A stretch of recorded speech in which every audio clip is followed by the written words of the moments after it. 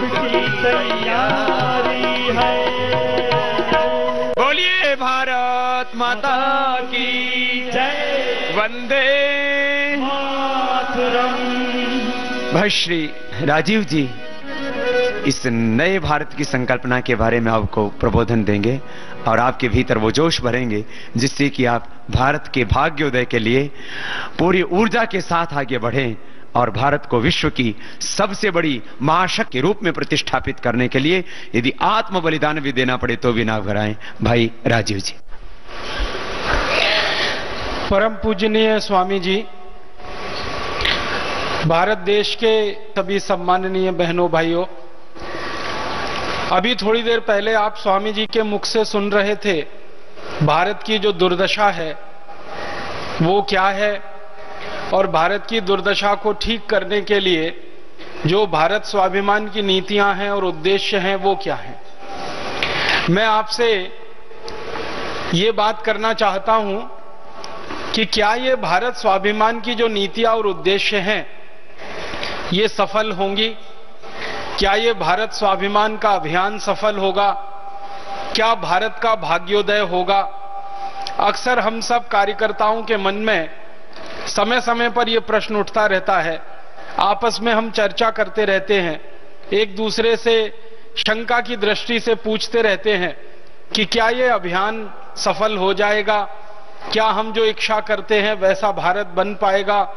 क्या हमारे सपनों का भारत हम अपने जीते जी देख पाएंगे? मन में अक्सर ऐसा आता है।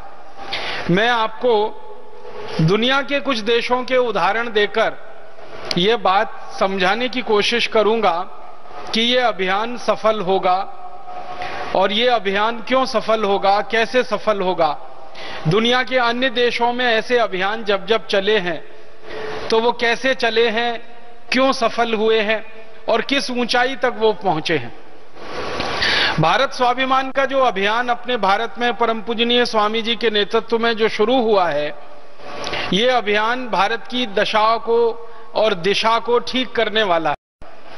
भारत की गरीबी, भारत की भूखमरी, भारत की बेरोजगारी, भारत के किसानों की बेबसी, भारत के मजदूरों की लाचारी, हमारे देश की महिलाओं बहनों पर होने वाले अत्याचार, हमारी माताओं बहनों की लुटने वाली इज्जत, ये जो सारे गंभीर प्रश्न पैदा हुए हैं हमारे देश में, इन प्रश्नों का समाधान ढूंढने का प्रयास है ये भारत स्वाभिमान का अभियान। और इस अभियान की सफलता 100% निश्चित है। ये अभियान पूरी तरह से सफल होगा। और यह अभियान पूरी तरह से सफल क्यों होगा? क्योंकि ऐसे अभियान दुनिया के जिस जिस देश में जब जब चले हैं तो पूरी तरह से सफल हुए हैं। बस प्रश्न इतना है कि करने वालों का संकल्प कितना बड़ा है। अभियान उतनी जल्दी सफल हुए हैं। करने वालों का संकल्प जितना बड़ा है, अभियान उतनी तेजी से सफल हुए हैं। भारत में जो अभियान अभी शुरू हुआ है व्यवस्था परिवर्तन का, भारत में ये जो भारत स्वाभिमान अभियान शुरू हुआ है नीतियों के परिवर्तन का, यह अभियान अलग अलग समय पर दुनिया के 70 से ज्यादा देशों में चल चुका है। मैं कुछ उदाहरण से आपको बताऊं। जैसे हम भारत स्वाभिमान अभियान भारत में इस समय चला रहे हैं, आज से लगभग 250 वर्ष पहले ऐसा ही एक अभियान जापान में चला था जब जापान विदेशी शक्तियों का गुलाम हो गया था। 16वीं शताब्दी में जापान के एक राजा से छोटी सी गलती हो गई और वो गलती ये हुई कि उसने हॉलैंड के देश की एक व्यापारी कंपनी को व्यापार करने के लिए जापान में लाइसेंस दे दिया। जापान का एक बहुत बड़ा शहर है, उसका नाम है नागासाकी। आप जानते हैं ये नागासाकी वो शहर है जिसके ऊपर अमेरिका ने परमाणु बम गिराया था सन 1945 में दूसरे विश्व युद्ध की समाप्ति पर। एक और शहर है नागासाकी नजदीक में हिरोशिमा, वहां भी एटम बम गिराया गया था 6 अगस्त और 9 अगस्त 1945 को। तो नागासाकी नाम के शहर में 16वीं शताब्दी में 1600 के आसपास एक डच कंपनी को व्यापार करने का लाइसेंस मिल गया। वो कंपनी नागासाकी में घुस गई, धीरे धीरे उसका व्यापार शुरू हुआ, मुनाफा उनको वहां मिलने लगा तो कुछ और डच कंपनियां वहां घुस गईं। फिर ये डच लोगों की मदद से स्पेनिश लोग वहां पहुंच गए, फिर उनकी मदद से कुछ फ्रांसीसी लोग पहुंच गए, फिर पीछे से अंग्रेज पहुंच गए और अंत में वहां अमरीकी भी पहुंच गए। 1858 तक आते आते जापान की यह हालत हो गई कि जो जापान 16वीं शताब्दी तक संपूर्ण स्वदेशी और स्वावलंबी था, वो 1858 तक आते आते दुनिया के ये 5-6 देशों की गुलामी में फंस गया। जापान का एक इलाका अमेरिका ने कब्जे में ले लिया, एक इलाके पे ब्रिटेन का कब्जा हो गया, कुछ इलाके पे डच लोग काबिज हो गए, हॉलैंड वासी काबिज हो गए, कुछ इलाके में स्पेनिश लोग काबिज हो गए। ऐसे अलग अलग देशों ने जापान के अलग अलग हिस्सों पे कब्जा कर लिया। आप जानते हैं कि जापान एक ऐसा देश नहीं है जैसे भारत है। जापान छोटे छोटे टापुओं में बसा हुआ देश है, द्वीप समूहों में बसा हुआ देश है। जैसे अभी हमारे यहां कुछ भाई बहन आए हैं अंडमान निकोबार से। अंडमान निकोबार एक द्वीप समूह है। पूरा जापान देश अंडमान निकोबार जैसे सैकड़ों द्वीप समूहों का मिला हुआ देश है। वो पूरी तरह से मैदानी भूमि नहीं है, तो वहां छोटे छोटे द्वीप समूहों पर विदेशियों के कब्जे हो गए। कुछ द्वीप समूह हॉलैंड वासियों के कब्जे में, कुछ ब्रिटेन के, कुछ अमेरिका के, कुछ फ्रांस के और कुछ स्पेन के, और पूरे जापान में ये गुलामी आ गई। जापान में हर वस्तु इन देशों की बिकने लगी।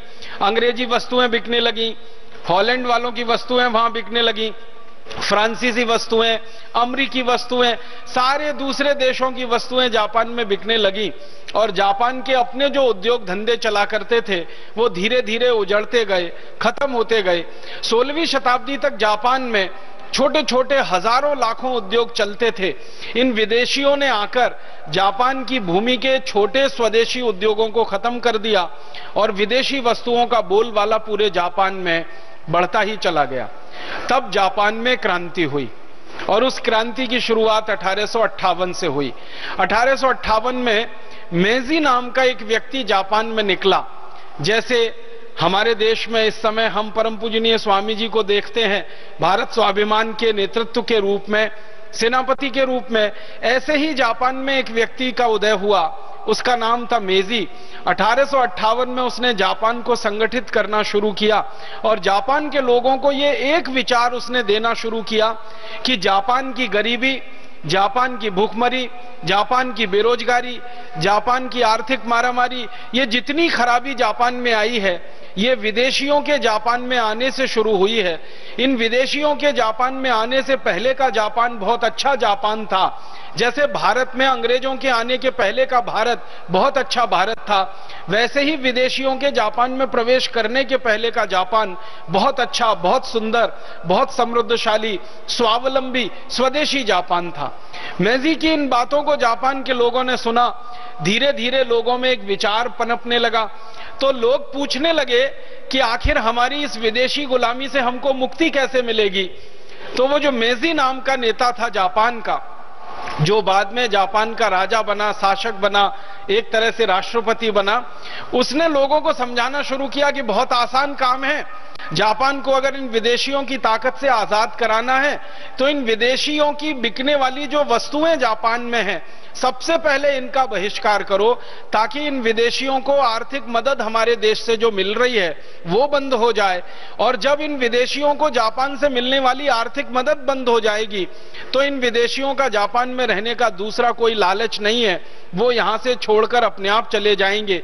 इनको आर्थिक ताकत जो हम दे रहे हैं वही इनको जापान में टिकाए हुए है। लोगों की समझ में ये स्वदेशी की बात आ गई और जापान में एक जबरदस्त स्वदेशी आंदोलन शुरू हो गया। परिणाम क्या हुआ? जापान के नागरिकों ने अमेरिकी वस्तुओं का बहिष्कार करना शुरू किया। जापान के नागरिकों ने अंग्रेजी वस्तुओं का बहिष्कार करना शुरू किया। जापान के नागरिकों ने हॉलैंड की, डच वस्तुओं का बहिष्कार करना शुरू किया। जापानी नागरिकों ने फ्रांसीसी वस्तुओं का बहिष्कार करना शुरू किया। उसी समय क्या हुआ कि जब ये जापानी लोग विदेशी वस्तुओं का बहिष्कार कर रहे थे तो अमेरिका में, फ्रांस में और ये ब्रिटेन में और ये हॉलैंड में खलबली मच गई। इन देशों में खलबली ये मच गई कि जापान में अगर ये स्वदेशी आंदोलन चल गया और सफल हो गया तो जापानी लोग तो आजाद हो जाएंगे, हमारी गुलामी से बाहर चले जाएंगे, फिर हमारे लिए इतना बड़ा बाजार जो जापान का है ये निकल जाएगा, तो हमें कुछ करना चाहिए। तो इन सब देशों ने मिलकर जापान को डराना शुरू किया, धमकाना शुरू किया। इन देशों ने जापान के ऊपर हमले करना शुरू किया। ये 4-5 देशों की सेना मिलकर जापान के ऊपर चढ़ बैठी और मेजी के सहयोगियों को दबोचना इन्होंने शुरू किया और इस तरह से संघर्ष की स्थिति जापान में बनना शुरू हो गई। एक समय ऐसा आया कि जापान में स्वदेशी आंदोलन के जो समर्थक लोग थे और एक समय ऐसा आया कि ये स्वदेशी आंदोलन के सहयोगी लोग जो थे ये विदेशियों की सेना के सामने सैनिक युद्ध में हारने लगे। सैनिक युद्ध में ये हारने क्यों लगे? क्योंकि जापान के पास उस समय इतनी ताकतवर सेना नहीं थी जितनी ताकतवर सेना इन 5 देशों की थी। आप सोचिए 5 देश एक तरफ और जापान अकेला एक तरफ, 5 देशों की सेना एक तरफ, जापान छोटा सा टापुओं का देश वो एक तरफ। तो जापान के लोग सैनिक युद्ध में तो हारने लगे लेकिन उनके मन में जो युद्ध चल रहा था वो बहुत ताकतवर था और जापानियों ने यह तय कर लिया था कि अगर हम सैनिक रूप से हार गए और मान लो इन विदेशियों का कब्जा हमारे ऊपर फिर से हो गया तो भी हम अपने जीवन में इन विदेशियों की तो कोई वस्तु का उपयोग नहीं करेंगे, भले ही हमें भूखे मर जाना पड़े या बिना उस वस्तु के रह जाना पड़े। आपको सुनकर बहुत हैरानी होगी, बहुत आश्चर्य होगा कि जापान के लोगों ने उस जमाने में अपने यहां खाने पीने की वस्तुएं जो बहुत कम पैदा होती थी विदेशों से लेना बंद कर दिया। अमेरिका से आया हुआ संतरा, अमेरिका से आया हुआ सेब जापान के लोगों ने खाना बंद कर दिया। विदेशों से आए हुए चावल और चीनी को जापानियों ने पूरा बहिष्कार करना शुरू कर दिया।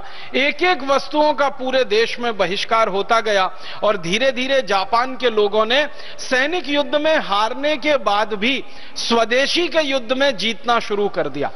एक बहुत रोचक बात मैं आपको बताना चाहता हूं कि जब यह स्वदेशी आंदोलन जापान में चल रहा था तब उसमें जो स्वदेशी का अभियान चलाने वाले लोग थे इन लोगों ने मिलकर एक फैसला किया कि जैसे बड़े बड़े अमेरिका, ब्रिटेन, फ्रांस और ये हॉलैंड देशों की कंपनियां आकर जापान में व्यापार कर रही हैं और जापान की अर्थव्यवस्था पर कब्जा कर रही हैं, तो क्यों नहीं जापान के लोग मिलकर जापान की छोटी छोटी या बड़ी बड़ी स्वदेशी कंपनियां बनाएं और उनको आगे बढ़ाएं ताकि वो कंपनियां विदेशी कंपनियों से टक्कर ले सकें और जापान में जिन सामानों की जरूरत है उस सामान का उत्पादन करके लोगों को दे सकें।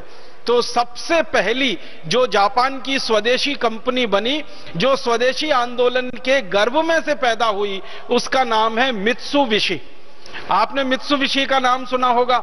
यह जापान की सबसे बड़ी कंपनियों में एक है और जापान की यह सबसे बड़ी स्वदेशी कंपनियों में एक है। जैसे हम भारत में बात करते हैं ना, टाटा सबसे बड़ी स्वदेशी कंपनियों में एक है, वैसे जापान में मित्सुबिशी सबसे बड़ी स्वदेशी कंपनियों में एक है। यह मित्सुबिशी कंपनी का जन्म हुआ स्वदेशी आंदोलन में से। जब जापान के लोगों ने यह तय किया कि कोई विदेशी माल हम नहीं खरीदेंगे, भले ही हमारे देश में वो माल ना बने, तो हमें हमारा ही बनाया हुआ सामान इस्तेमाल करना है। उसके लिए मित्सुबिशी कंपनी को इन्होंने बनाया। फिर जापानी लोगों ने देखिए क्या किया, मित्सुबिशी कंपनी में जापानी लोगों की भर्ती हुई। अब उनको टेक्नोलॉजी सीखनी थी, उनको तकनीकी सीखनी थी, क्योंकि जापान में उस जमाने में बहुत अच्छी तकनीकी नहीं हुआ करती थी। तो ये मित्सुबिशी कंपनी के इंजीनियर जो हुआ करते थे, इनको विदेश में पढ़ने के लिए भेजा जाता था। सबसे ज्यादा ये जाते थे पढ़ने के लिए जर्मनी में। जर्मनी में जाकर ये मित्सुबिशी कंपनी के इंजीनियर तैयार होते थे, पढ़कर वापस आते थे और जापान के लोगों के लिए टेक्नोलॉजी बनाते थे। इनका तरीका क्या था, जर्मनी में गए, वहां मशीनों को देखा, मशीनों को खोला, खोलने के बाद फिर वापस बंद किया, फिर खोला, फिर बंद किया, इतने में मशीन बनाना सीख लेते थे और वापस आकर वैसी की वैसी ही मशीन बना देते थे जो जर्मनी में उन्होंने खोलकर देखी होती थी। इस तरह से जापान में मशीनरी का निर्माण शुरू हुआ। इस तरह से उन्होंने तकनीकी का अपने देश में बढ़ावा देना शुरू किया। तकनीकी जैसे जैसे बढ़ती गई वैसे वैसे मित्सुबिशी कंपनी के नीचे काम करने वाली छोटी कंपनियों की संख्या बढ़ती गई। एक समय ऐसा आया कि मित्सुबिशी एक बड़ी कंपनी, उसके नीचे छोटी छोटी सैकड़ों सैकड़ों छोटी छोटी दूसरी कंपनियां।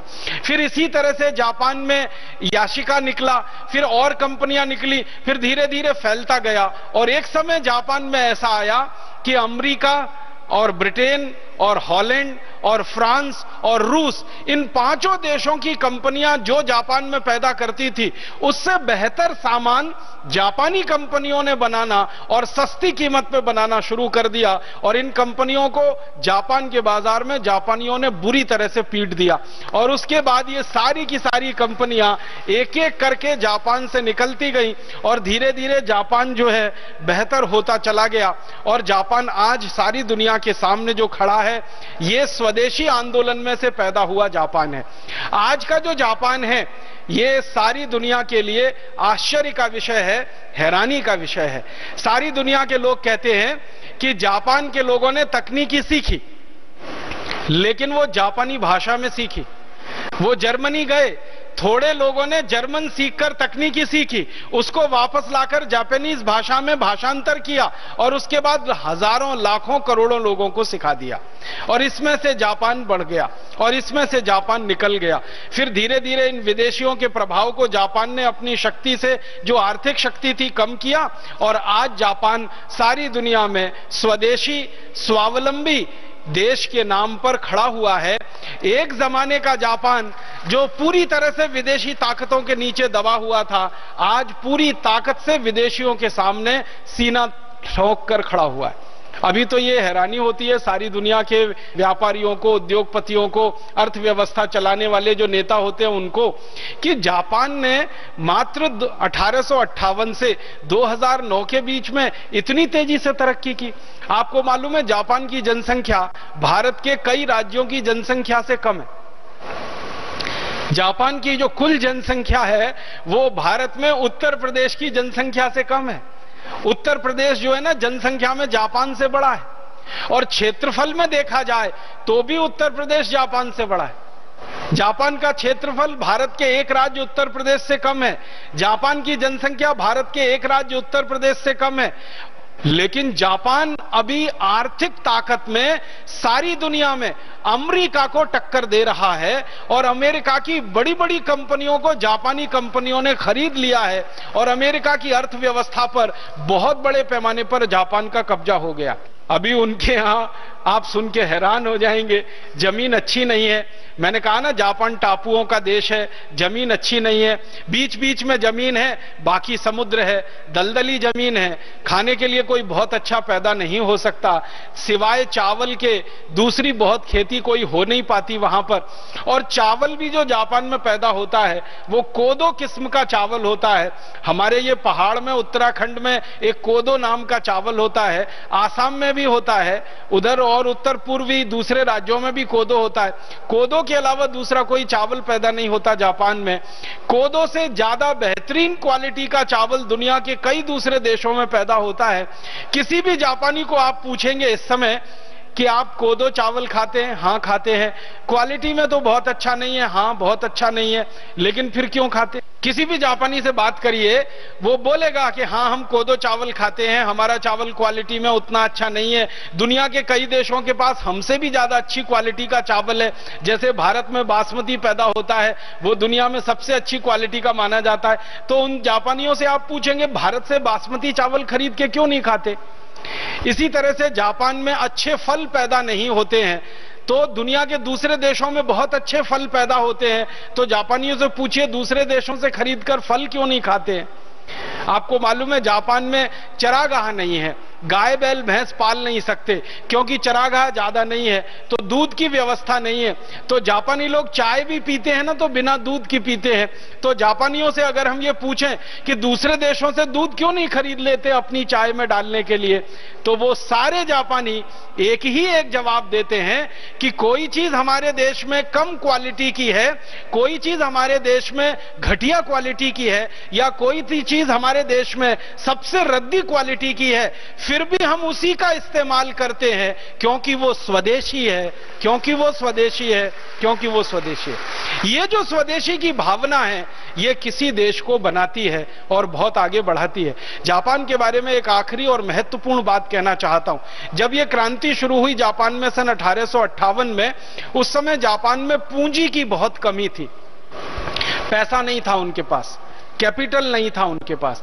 आप जानते हैं कोई भी उद्योग बनाना हो और किसी भी उद्योग को चलाना हो तो 4 चीजें उसमें चाहिए। एक तो चाहिए पूंजी, जिसको हम कैपिटल इन्वेस्टमेंट कहते हैं।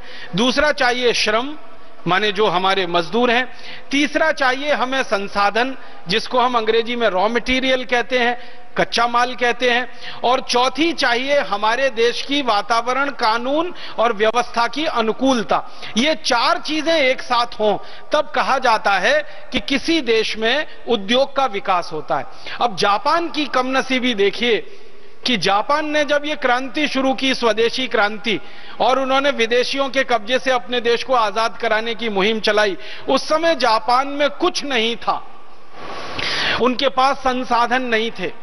जापान में अगर प्राकृतिक संसाधन आप देखेंगे ना तो 2-3 चीजें ही उनके देश में हैं जो पैदा होती हैं। एक तो कोयला पैदा होता है, भरपूर मात्रा में जापान में कोयला पैदा होता है जो प्रकृति ने उनको दिया है, ईश्वर ने उनको दिया है। दूसरा, जापान में बहुत बड़े पैमाने पर सिल्क का उत्पादन होता है, हजारों वर्षों से होता है।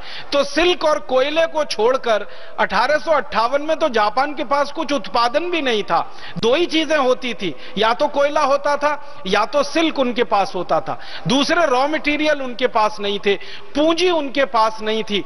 तो पूंजी नहीं थे, रॉ मटेरियल नहीं थे, और विदेशियों की गुलामी में पूरा देश था, तो कानून और न्याय और सारी व्यवस्थाएं उनके अनुकूल नहीं थी। जापानियों के पास एक ही चीज थी। जब भी किसी जापानी अर्थशास्त्री को आप ये पूछेंगे कि 1858 की आपकी क्रांति सफल कैसे हुई, आपके पास तो कुछ नहीं था, न पूंजी थी, न संसाधन थे, न रिसोर्सेस थे आपके पास, न अनुकूल वातावरण था, न कानून व्यवस्था आपके हाथ में थी, फिर भी जापान को आपने ऐसा बना लिया। तो वो सारे के सारे अर्थशास्त्री, समाजशास्त्री जापान के एक ही जवाब देते हैं, हमारे पास कुछ नहीं था लेकिन हमारे पास आत्मविश्वास था, हमारे पास सेल्फ कॉन्फिडेंस था कि हम हमारे देश को आजाद कराएंगे विदेशियों से और एक दिन दुनिया का सर्वश्रेष्ठ देश बनाएंगे। बस इसी आत्मविश्वास ने हमको सब कुछ दे दिया, हमारे पास कुछ नहीं था। आप सोचिए कितनी बड़ी बात है। जिस देश के पास कुछ ना हो, प्राकृतिक संसाधन ना हो, कुछ ना हो, वो देश आत्मविश्वास के सहारे, अपनी ताकत के सहारे कितनी दूरी चलता है और कहां पर आकर खड़ा होता है। एक छोटा सा उदाहरण देके ये खत्म करूंगा, फिर दूसरे देश की कहानी सुनाऊंगा। जापान में जब ये मित्सुबिशी कंपनी बनी तो कंपनी के सामने भी यही संकट था, पूंजी नहीं है। कंपनी का फॉर्मेशन तो हो गया, कई आत्मविश्वासी जापानियों ने मिलकर कंपनी तो बना ली, लेकिन पूंजी कहां से लाएं कंपनी चलाने के लिए। तो जापान के जो कंपनी में काम करने वाले कर्मचारी थे ना, इन्होंने एक संकल्प लिया कि हम कहीं से बाहर से भीख मांगेंगे नहीं, किसी से उधार लेंगे नहीं, किसी से कर्ज लेंगे नहीं, और फिर भी हम इस कंपनी को आगे लेके जाएंगे और चलाएंगे। तो इन लोगों ने पता है रास्ता क्या निकाला? इन्होंने रास्ता यह निकाला कि पूंजी तो पैदा हो सकती है अगर अतिरिक्त श्रम हमारे पास हो। यह अर्थशास्त्र का एक सिद्धांत है कि अगर सरप्लस लेबर आपके पास है तो सरप्लस लेबर से आप पूंजी को पैदा कर सकते हैं। तो जापानी जो कारीगर होते थे, जापानी जो मजदूर होते थे, उन्होंने कंपनी में काम करना शुरू किया। तो पता है उनको एक दिन में 6 घंटे का काम करना पड़ता था। उन्होंने कहा हम 12 घंटे काम करेंगे और तनख्वाह उतनी ही लेंगे, पगार उतनी ही लेंगे, वेतन उतना ही लेंगे। 6 घंटे का वेतन लेंगे, 12 घंटे काम करेंगे। आप सोच रहे हैं, 6 घंटे का वेतन लेंगे, 12 घंटे काम करेंगे, 4-5 घंटे का वेतन लेंगे, 12 घंटे काम करेंगे, माने अतिरिक्त श्रम करेंगे। और सारे जापान के मजदूरों ने पूरे देश के छोटे छोटे बड़े बड़े कारखानों में इस उद्देश्य से काम करना शुरू किया कि हमारे देश के पास पूंजी नहीं है, हमें पूंजी पैदा करनी है, विदेशों से हमें हाथ फैला के भीख मांगनी नहीं है, कर्ज किसी से लेना नहीं है, हम अपने श्रम का बलिदान करेंगे, श्रम का उपयोग करेंगे, ज्यादा देर से श्रम करेंगे। 6 घंटे का काम 12 घंटे और 13 घंटे, 14 घंटे, कई कई फैक्ट्रियों में तो लोग 16-16 घंटे काम किया करते थे, तनख्वाह और वेतन सिर्फ 6 घंटे का लिया करते थे। इसमें से पूंजी पैदा हुई। और ध्यान रखिएगा, यह काम जापान के मजदूरों से किसी ने जबरदस्ती नहीं कराया, अपनी स्वयं प्रेरणा से और भावना से उन्होंने यह काम किया। जापान का नेता आप सोचिए कितना तेजस्वी रहा होगा, कितना चमत्कारी रहा होगा, जिसका नाम मैजी मैंने आपके सामने लिया, जिसने जापान के लोगों में इतनी भावना भर दी कि दूसरों से भीख मांगने से अच्छा है हम ज्यादा मेहनत करके पूंजी बनाएं। तो 6 घंटे का वेतन लेके 12 घंटे, 14 घंटे, 16 घंटे काम किया और इसमें से मित्सुबिशी कंपनी ने पूंजी पैदा की और उस पूंजी को फिर उन्होंने गुणात्मक रूप से मल्टीप्लाई किया और धीरे धीरे जापान आज दुनिया में सबसे ज्यादा तरल पूंजी वाला देश बन गया। अभी सारी दुनिया के अर्थशास्त्री ये कहते हैं कि अमेरिका के बाद दुनिया में किसी देश के पास सबसे ज्यादा तरल पूंजी है, जिसको लिक्विडिटी कहते हैं, वो जापान के पास ही है। और अमेरिका की बड़ी बड़ी बैंकें जापान के कब्जे में हैं। अमेरिका की बड़ी बड़ी फाइनेंशियल कंपनियां अमेरिका में जापान के कब्जे में है और इस समय अमेरिका की हालत तो बहुत खराब हो चुकी है। अगर आपको एक वाक्य में मैं कहूं कि अमेरिका के डिपार्टमेंटल स्टोर्स पर चीन का कब्जा है और अमेरिका की फाइनेंशियल जो बैकबोन है, जो उनकी रीढ़ की हड्डी है वैयक्तिक और आर्थिक रूप से, उस पर पूरी तरह से जापान का कब्जा है। तो ऐसा जब स्वदेशी आंदोलन किसी देश में चलता है तो कहां से कहां किसी देश को ले जाता है। आज जापानियों को गर्व है इस बात पर कि वो जापानीज भाषा में काम करते हैं, सारी शिक्षा जापानीज में होती है, जापान की वस्तुओं का उपयोग करते हैं, जापानी सभ्यता और संस्कृति को 1 इंच भी उन्होंने नहीं छोड़ा है। जापानी संस्कृति में आपको 2-3 उदाहरण देता हूं। ज्यादा पवित्र जाता है जमीन पर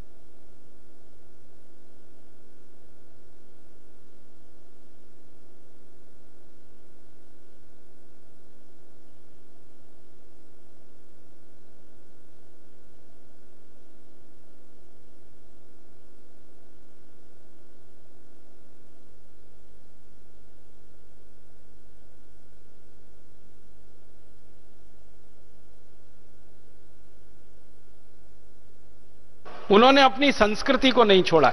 जापानी संस्कृति में माना यह जाता है कि लकड़ी के बर्तनों में खाना सबसे पवित्र होता है। आप जानते हैं भारत में भी साधु सन्यासी लकड़ी के पात्रों में ही भोजन करते हैं। जापान की संस्कृति में यह है कि लकड़ी के पात्र में ही भोजन करना सबसे पवित्र है। तो जापान के करोड़पतियों के घरों में लकड़ी का कटोरा मिलेगा, लकड़ी का गिलास मिलेगा, लकड़ी की चम्मच मिलेगी और घर में खाना बनाने के लिए जो थोड़े बहुत उपकरण लगते हैं वो भी सारे लकड़ी के ही मिलेंगे। आप किसी बड़े से बड़े जापानी के घर में जाएंगे, बैठने को कुर्सी नहीं मिलेगी, सोफा नहीं मिलेगा, सोने के लिए डबल बेड नहीं मिलेगा और आप उनसे पूछेंगे कि क्या आप गरीब हैं जो ये सोफा नहीं खरीद सकते, या आप जो है डबल बेड नहीं ले सकते, या डाइनिंग टेबल पर बैठ के खा नहीं सकते, तो वो आपको बहुत तेज गुस्सा होकर, हो सकता है गाली में भी आपसे बात करे और वो कहेगा कि हम ये सब कर सकते हैं लेकिन हम करते नहीं है क्योंकि हमारी संस्कृति में इसकी इजाजत नहीं। तो अपनी संस्कृति को नहीं छोड़ा, अपनी सभ्यता को नहीं छोड़ा, अपने धर्म को नहीं छोड़ा उन्होंने। जापानी लोग जानते हैं बौद्ध धर्म का पालन करते हैं। उस बौद्ध धर्म का पालन वो आज से नहीं हजारों वर्षों से अपने देश में करते आए। तो ना धर्म छोड़ा, ना संस्कृति छोड़ी, ना भाषा छोड़ा, ना उन्होंने अपना पहनावा छोड़ा, ना उन्होंने स्वदेशीपन छोड़ा, ना उन्होंने देशभक्ति छोड़ी अपनी। सब कुछ उनके यहां खून में रग रग में बसा हुआ है। कारण उसका एक है कि जापान के विद्यार्थियों को बचपन से जो शिक्षा दी जाती है उसमें यह सबसे महत्वपूर्ण पाठ है जो सिखाया जाता है। जापानी होना क्या है, जापानी भाषा का महत्व क्या है, जापानी संस्कृति का महत्व क्या है, जापानी सभ्यता का महत्व क्या है, ये बच्चे वहां पहली कक्षा से सीखते हैं। और उनको पहली कक्षा से जब ये सब बातें बार बार सिखाई जाती हैं तो बड़े होकर उनमें जापान की भावना कूट कूट कर अपने आप आ जाती है। इसलिए वो कभी देशद्रोह नहीं करते और वो कभी अपने देश से गद्दारी नहीं करते। जापान में इतना शर्म माना जाता है किसी व्यक्ति के लिए कि अगर उसके ऊपर भ्रष्टाचार का थोड़ा बहुत कोई मामला खुल जाए तो। सामान्य रूप से आपने अगर अखबार पढ़े हो, समाचार पत्र पढ़े हो तो पता चलता है कि जापान का कोई नेता थोड़े भी भ्रष्टाचार में कहीं लिप्त पाया गया और उसकी बात अखबार में गलती से भी छप गई, अगले दिन वो आत्महत्या ही कर लेगा, इससे कम पे वो समझौता नहीं करेगा। और उनका कहना यह है कि मेरे देश की बदनामी हो उससे बेहतर यह है कि मैं खुद देश के लिए मर जाऊं। कितने प्रधानमंत्री वहां आत्महत्या कर चुके हैं। बाद में इंक्वायरी हुई, कमीशन बिठाए गए तो पता चला वो बात गलत थी, लेकिन वो आत्मसम्मान बचाने के लिए आत्महत्या तो कर ही लेते हैं। ऐसा जापान बना स्वदेशी आंदोलन के गर्भ में से निकल के, जो स्वदेशी आंदोलन वहां 1858 में चला। तो मेरा मानना है कि जब जापान जैसा देश, जो जनसंख्या में हमसे बहुत छोटा, क्षेत्रफल में हमसे बहुत छोटा, संसाधनों में हमसे बहुत कम, सभ्यता और संस्कृति में शायद हमसे कम पुराना, हमारी सभ्यता और संस्कृति तो उनसे कई हजार गुना ज्यादा साल पुरानी है, इन सब चीजों में हमसे कम होने पर भी जापान अगर सफल हो सकता है, स्वदेशी आंदोलन को चला सकता है, अपने देश को स्वावलंबी और स्वाभिमानी बना सकता है, तो भारत देश में भी अपना अभियान जो भारत स्वाभिमान का है ये जरूर सफल होगा, क्योंकि हमारे पास तो ताकत में जापान से कई गुना ज्यादा संसाधन है, जापान से कई हजार गुना ज्यादा पुरानी संस्कृति और सभ्यता और हमारी परंपरा है, जापान से कई हजार गुना ज्यादा लोग हमारे देश में हैं जो इस अभियान में लगने की तैयारी में हैं, और जापान से कई हजार गुना ज्यादा सामूहिक रूप से लोगों का आत्मविश्वास हमारे पास है। इसलिए मुझे लगता है कि भारत स्वाभिमान का अभियान तो जरूर सफल होने वाला है। आने वाले समय में हम सारे देश के सामने और दुनिया के सामने ये दूंगा, ये उसकी डायरी के वाक्य हैं, शब्द हैं। और उसने लूटमार शुरू की, लूटमार करके धन और संपत्ति स्पेन लाना शुरू किया। इस लूटमार में माया सभ्यता के लोगों के साथ उसका संघर्ष हुआ, और फिर माया सभ्यता के लोगों को निर्दयता से मारना शुरू किया कोलंबस और उनके लोगों ने। अगर आप पूछेंगे कि ये स्पेनिश लोगों ने अमेरिका में जब लूटपाट की तो कितने लोगों को मारा होगा, ब्रिटिश लोगों ने जब अमेरिका में लूटपाट की तो कितने लोगों को मारा होगा, तो अमेरिका के इतिहासकार बताते हैं कि लगभग 11 करोड़ अमेरिकी मूल नागरिकों को स्पेनिश और ब्रिटिश लोगों ने खत्म कर दिया, मार डाला, हमेशा के लिए मौत की नींद में सुला दिया। 11 करोड़, आप सोच सकते हैं, 11 करोड़ की जनसंख्या को हमेशा के लिए मार डाला। ये इतनी हत्या, इतनी हिंसा, इतनी बर्बरता स्पेनिश और ब्रिटिश लोगों ने अमेरिका में की। तो काफी समय तक स्पेन का गुलाम था अमेरिका, बाद में ब्रिटेन का गुलाम हो गया अमेरिका। और ब्रिटेन ने जब कब्जा कर लिया अमेरिका पर, तो अमेरिका में ब्रिटेन की एक ही नीति थी, लूट लूट कर सारा धन इकट्ठा करो और ब्रिटेन में लेके जाओ। तो ब्रिटेन की सरकार जब चलती थी अमेरिका में, तो ये अमेरिका के नागरिकों के ऊपर जब चाहे तब टैक्स बढ़ाती रहती थी। एक बार ऐसा हुआ, सन 1765 में ब्रिटिश गवर्नमेंट ने, ब्रिटिश सरकार ने अमेरिका के नागरिकों पर बहुत ज्यादा टैक्स बढ़ा दिया।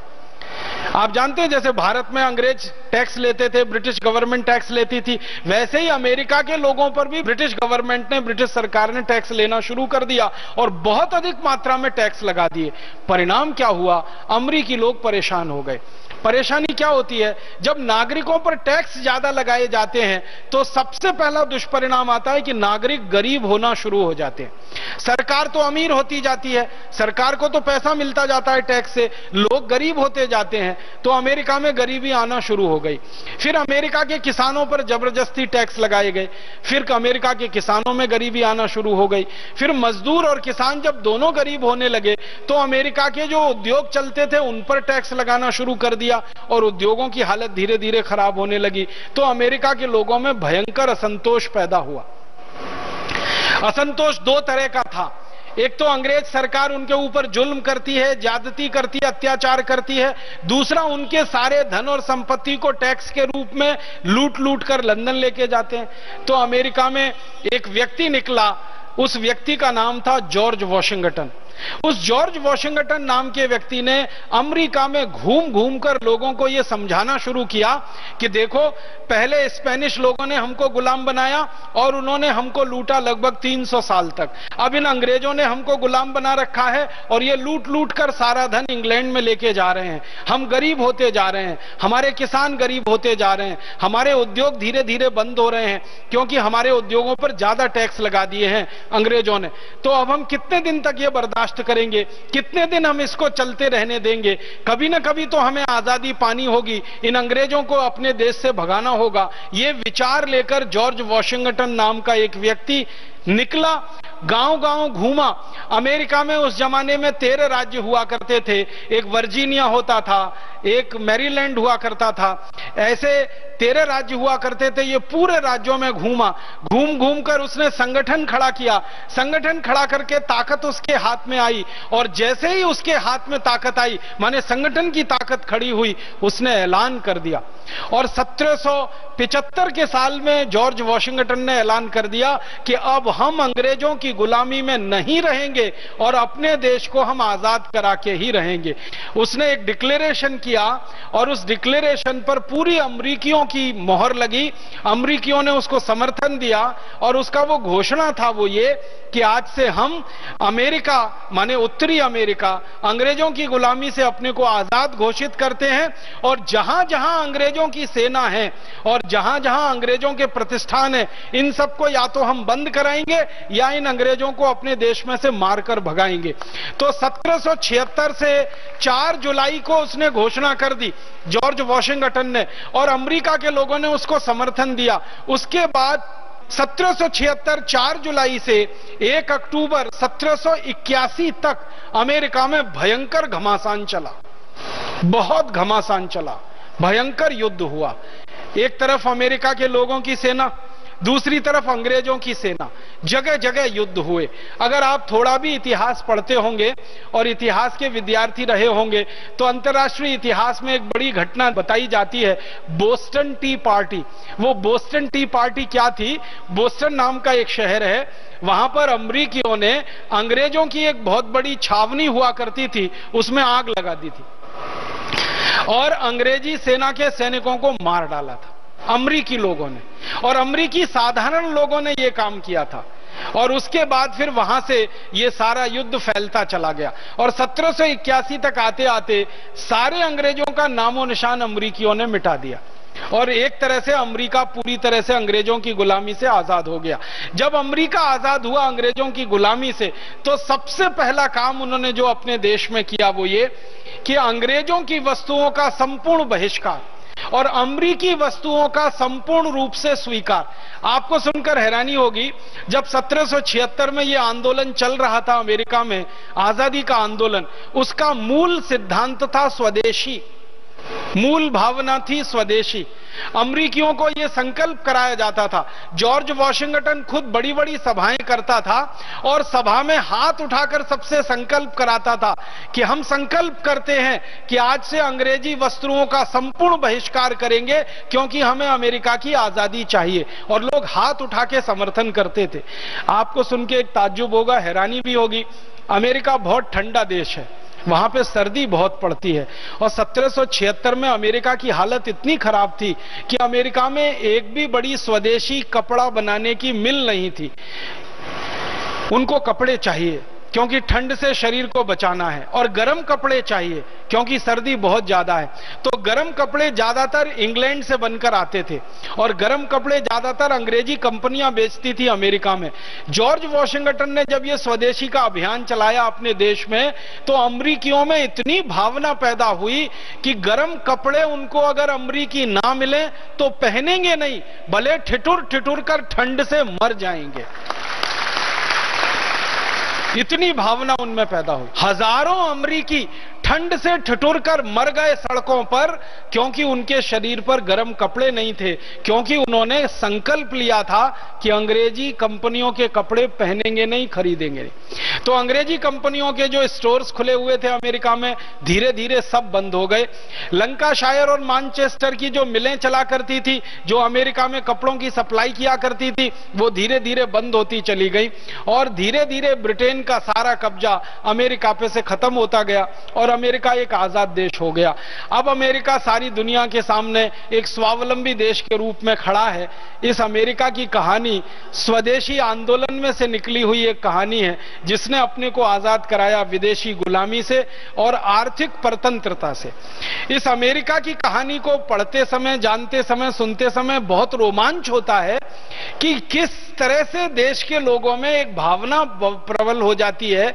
एक व्यक्ति कोई निकलता है, वो एक विचार देता है, उस विचार में इतनी ताकत हो जाती है कि लाखों करोड़ों लोग उस विचार के अनुयायी हो जाते हैं और उस विचार के लिए अपने सारे शरीर के सुख को छोड़ने को तैयार हो जाते हैं। आज अमेरिकी लोगों से कोई कहे कि गर्म कपड़े पहनना छोड़ दो तो शायद उनको सोचना भी मुश्किल है, लेकिन इन्हीं अमेरिकी लोगों के पुरखों ने, पूर्वजों ने 1776 में ठंड से ठिठुरकर मरना पसंद किया था, लेकिन अंग्रेजी गर्म कपड़े पहनना मंजूर उन्होंने नहीं किया था। मतलब इस पूरी कहानी में से भी एक बात ही निकलती है कि जब देश के लोग संकल्प कर लेते हैं और आत्मविश्वास उनमें आ जाता है तो बड़ी से बड़ी लड़ाई वो जीत लेते हैं और बड़े से बड़े व्यवस्था परिवर्तन के आंदोलनों को वो सफल बना देते हैं। इसी तरह एक देश है फ्रांस, उसमें भी ऐसी ही एक क्रांति हो चुकी है। 1788 में फ्रांस में अचानक से क्या हुआ, बर्फ बहुत पड़ गई, पाला बहुत पड़ गया तो फसल बर्बाद हो गई। आप जानते हैं ये फ्रांस, ब्रिटेन, जर्मनी जैसे देश हैं, ये बहुत ठंडे देश हैं। साल में 6-8 महीने यहां बर्फ पड़ती रहती है और बहुत भयंकर बर्फ पड़ती रहती है और कभी कभी बर्फ ज्यादा लंबी चल जाए तो उनके खेतों में सब कुछ खत्म हो जाता है, फसल बर्फ में दब जाती है, उत्पादन कुछ नहीं हो पाता। एक बार ऐसा फ्रांस में हो गया।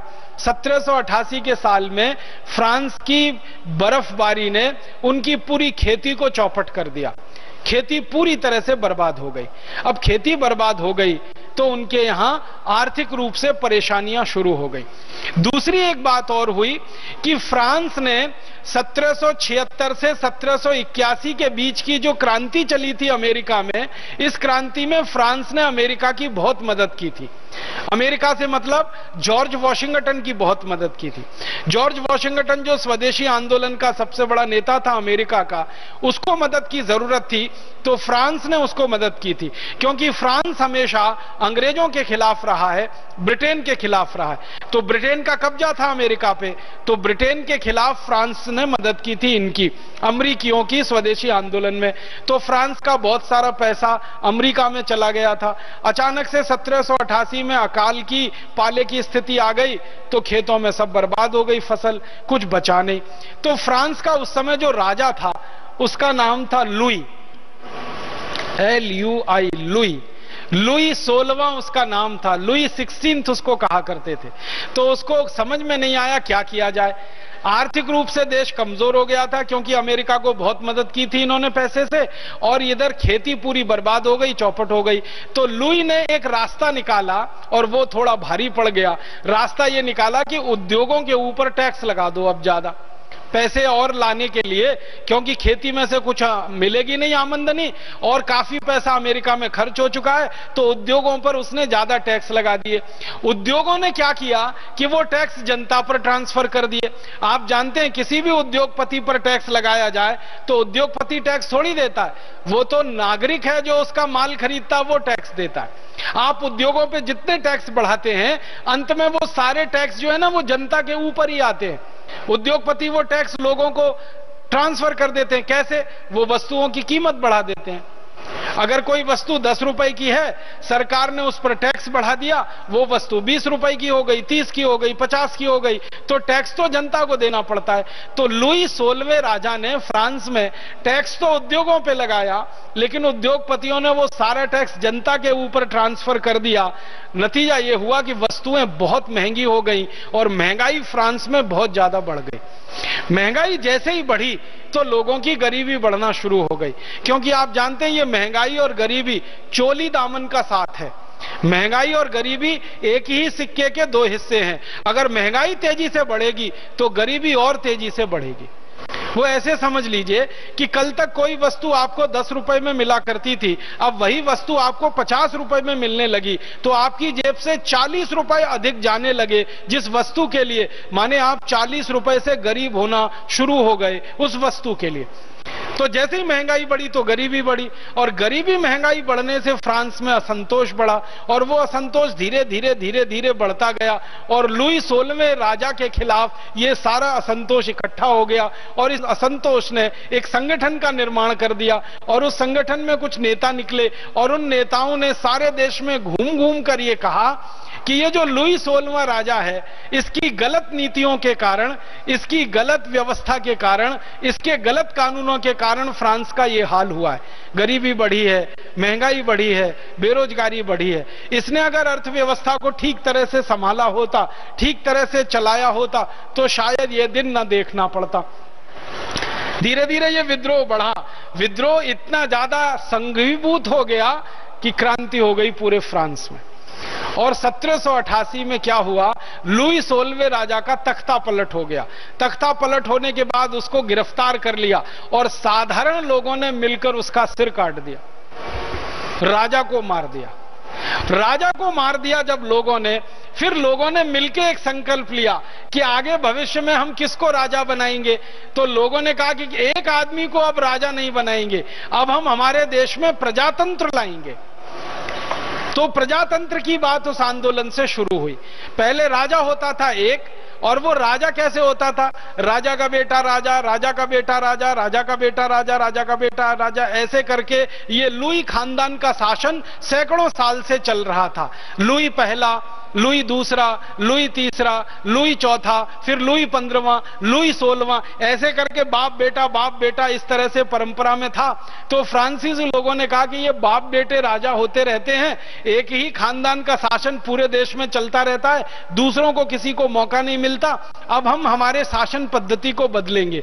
तो लुई 16वें की हत्या होने के बाद फ्रांसीसी लोगों ने तय किया कि हम प्रजातंत्र लाएंगे और जनता के द्वारा राजा को चुनवाएंगे, जनता सीधे राजा को चुनेगी। अब तक क्या होता था, राजा अपने बेटे को राजा बना देता था, जनता का उसमें कोई सहभाग नहीं होता था। तो उन्होंने कहा अब जनता राजा को चुनेगी। तो इस तरह से 1788 में इस क्रांति के बाद फ्रांस में एक तरह से प्रजातंत्र आ गया, और जनता ने सीधे प्रधानमंत्री को चुनना शुरू कर दिया, जो परंपरा आज तक फ्रांस में कायम है। 1788 के बाद फ्रांस में जितने भी प्रधानमंत्री हुए या राष्ट्रपति हुए, वो सब सीधे जनता के द्वारा चुने गए हैं। वो राजाओं के बेटे राजा इसलिए राजा नहीं बन गए। दूसरा, फिर उन्होंने तय किया कि हमारे देश में जब राजाशाही रही फ्रांस में, तो जो राजा के नजदीक लोग थे उनको तो सारी सुख सुविधाएं मिल जाती थी, जो आम आदमी था उनके लिए कोई सुविधा नहीं थी, शिक्षा की व्यवस्था नहीं थी। आपको सुनकर हैरानी होगी, 1788 तक फ्रांस में साधारण बच्चों को पढ़ाने के लिए कोई स्कूल नहीं था। 1788 तक फ्रांस में जो भी स्कूल चलते थे वो राजा के बच्चों के लिए होते थे या राजा के काम करने वाले अधिकारियों के बच्चों के स्कूल होते थे। तो लोगों ने कहा कि शिक्षा सबको मिलनी चाहिए। जैसे अभी थोड़ी देर पहले परम पूजनीय स्वामी जी आप कहते थे क्या गरीब क्या अमीर, सबको एक जैसी शिक्षा होनी चाहिए। यह बात 1788 में फ्रांस में शुरू हुई कि शिक्षा सभी को मिलनी चाहिए और शिक्षा का अधिकार सभी के लिए होना चाहिए। इसी तरह चिकित्सा सबको मिलनी चाहिए और चिकित्सा का अधिकार सभी को होना चाहिए। सभी बराबर हैं आपस में और सबका अधिकार समान होना चाहिए। एक इक्वेलिटी की बात वहां से निकली और सब भाई भाई हैं आपस में। इक्वेलिटी, फ्रेटर्निटी और ये हमारी जो प्रजातंत्र के मूल्यों की बात होती है ना, ये सब 1788 में फ्रांस की क्रांति से शुरू हुए और फ्रांसीसी लोगों ने इन सब मूल्यों पर आधारित अपने यहां प्रजातंत्र की स्थापना कर ली और पूरा देश एक पुराने राजाशाही पद्धति में जो घिसट रहा था या सड़ रहा था या व्यवस्थाओं में भ्रष्टाचार पैदा हो गया था, उसको उन्होंने खत्म कर लिया। एक रोचक बात और बताता हूं, फ्रांसीसी क्रांति जो 1788 में हुई, इसकी शुरुआत जिस एक मुद्दे से हुई, सबसे ज्यादा लोगों को परेशान करने वाला 1788 में फ्रांस का जो मुद्दा था, महंगाई था, गरीबी था, भुखमरी था, बेकारी था, ये तो था ही, भ्रष्टाचार सबसे ज्यादा था उस समय फ्रांस में। सबसे ज्यादा करप्शन की बात होती थी। लोग ये कहते थे कि हमारे देश के विकास के लिए राजा का जितना बजट बनता है और हम जितना पैसा राजा को टैक्स में देते हैं उसमें अंतर बहुत है। माने टैक्स में बहुत ज्यादा देते हैं और लोगों के विकास के लिए बहुत कम खर्च होता है। बाकी पैसा कहां जाता है? तो राजा खा जाता है या उसके अधिकारी खा जाते हैं। यहां से बात शुरू हुई थी भ्रष्टाचार की, और उस भ्रष्टाचार की बात के आगे बढ़ते बढ़ते गरीबी, भुखमरी, बेकारी, महंगाई ये सब जुड़ता गया और इन सब ने मिलकर एक साथ फ्रांस में क्रांति पैदा कर दी। और जिस फ्रांस में एक जमाने में कहा जाता था कि लुई के शासन को हटाना भगवान से टक्कर लेने जैसा है, ऐसा फ्रांसीसी लोग कहा करते थे। लुई के शासन को समाप्त करना भगवान की गद्दी को उलटने जैसा है। माने लुई को भगवान मानते थे वहां के लोग, राजा को भगवान का मानते थे, देवदूत मानते थे। तो एक जमाने में जिस फ्रांस में राजा को हिलाना, राजा को हटाना, उसकी गद्दी उलटना, उसकी सत्ता पलटना एकदम असंभव माना जाता था, उसी फ्रांस में थोड़े सा प्रयास कुछ लोगों ने किया और एक दिन फ्रांस उस राजा की गुलामी से और उस बेबसी वाली व्यवस्था से आजाद हो गया। भ्रष्टाचार, गरीबी, भूखमरी, बेरोजगारी सब कुछ उन्होंने अपने देश में से बड़े पैमाने पर समाप्त करा लिया। और आज फ्रांस दुनिया में बहुत गर्व से कहने वाला यह देश है कि फ्रांस की शिक्षा व्यवस्था सबके लिए समान है, फ्रांस की चिकित्सा व्यवस्था सबके लिए समान है, सरकार के धन से चिकित्सा चलती है, सरकार के धन से शिक्षा होती है। चिकित्सा और शिक्षा पर जितना पैसा फ्रांस खर्च करता है शायद ही दुनिया का कोई दूसरा देश करता होगा। और फ्रांस के आज के राजनेता ये कहते हैं कि ये करना हमारी मजबूरी है, क्योंकि 1788 की क्रांति ने इतना डर बिठा रखा है नेताओं के मन में कि अगर ये नहीं करेंगे तो आज के नेताओं का भी वही हाल होगा जो लुई 16वें का हाल फ्रांस में हुआ। इसलिए फ्रांस के नेता डरते रहते हैं, घबराते रहते हैं और सही रास्ते पर चलते रहते हैं। आज फ्रांस में ऐसा माहौल है कि थोड़ा भी भ्रष्टाचार, थोड़ा भी करप्शन का मामला किसी एक प्रधानमंत्री के खिलाफ या राष्ट्रपति के खिलाफ आ जाए, तुरंत सरकार पलट जाती है, तुरंत सरकार बदल जाती है। तो ऐसी एक क्रांति फ्रांस में हुई है। एक और उदाहरण मैं आपको देना चाहता हूं, ऐसी एक क्रांति रूस में भी हुई है। एक जमाना था कि रूस में भी बहुत बुरा हाल हो गया था। 1917 के आसपास रूस में क्या हुआ, वैसे तो आप सभी जानते हैं, अगर थोड़ा भी इतिहास आप पढ़ते होंगे, 1914 में प्रथम विश्व युद्ध हुआ था दुनिया में। इस प्रथम विश्व युद्ध में रूस को लड़ना पड़ा जर्मनी के खिलाफ। जर्मनी एक तरफ था, जर्मनी ऑस्ट्रिया जैसे देश एक तरफ थे, रूस और रूस के सहयोगी देश एक तरफ थे। तो 1914 से 1917 3 साल विश्व युद्ध चला।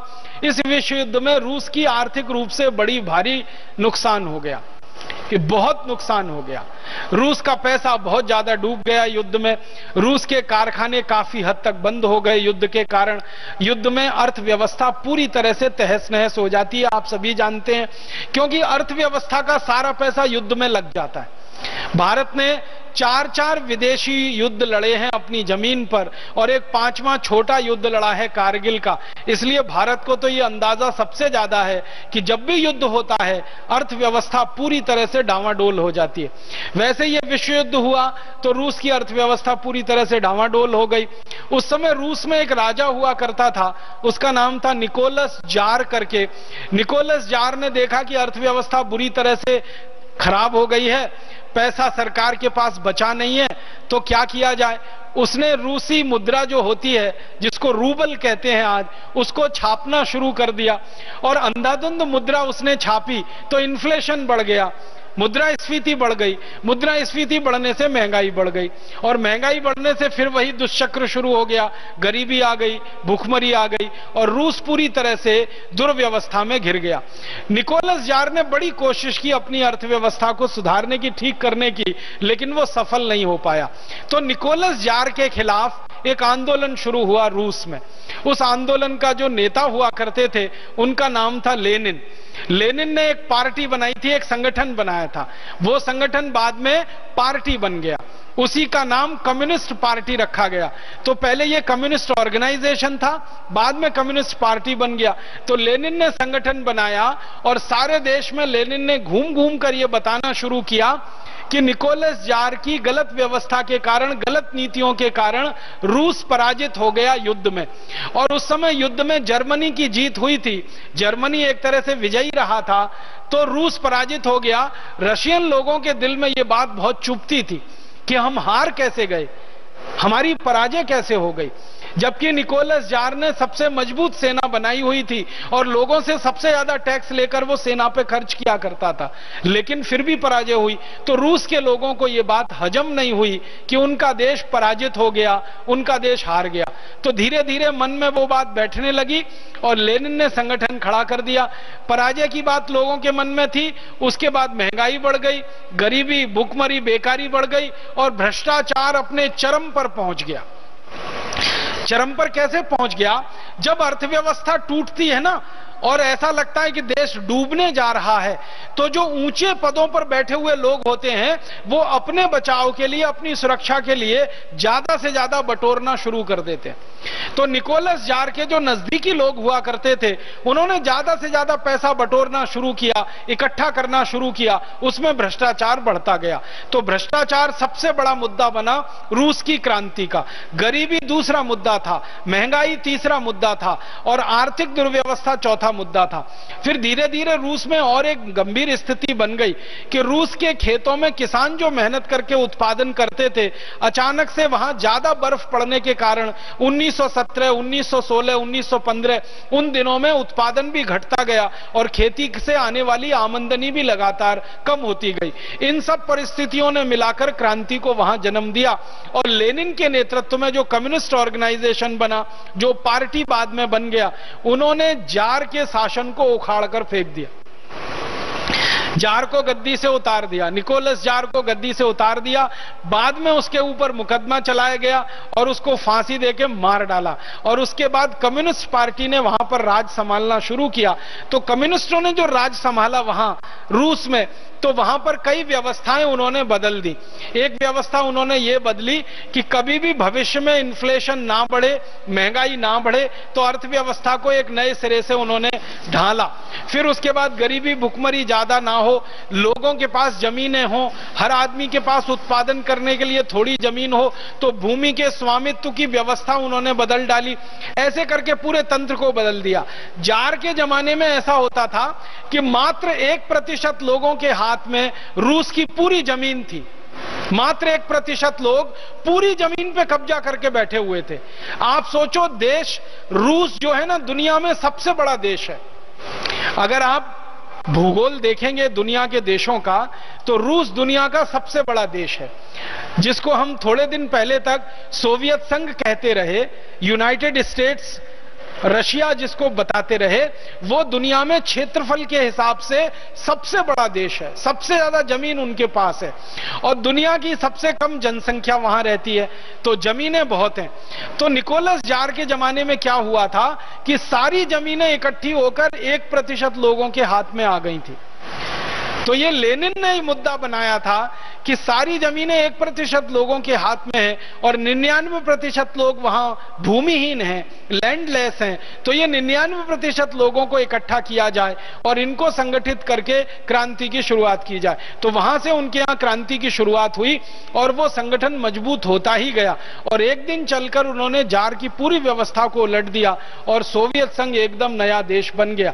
उसके बाद से सोवियत संघ ने अमेरिका के सामने सारी की सारी कंपटीशन लगा दी, पूरी की पूरी प्रतियोगिता लगा दी और रूस को ऐसा उन्होंने तय कर लिया था कि अमेरिका से किसी भी मामले में पीछे नहीं रहना चाहिए।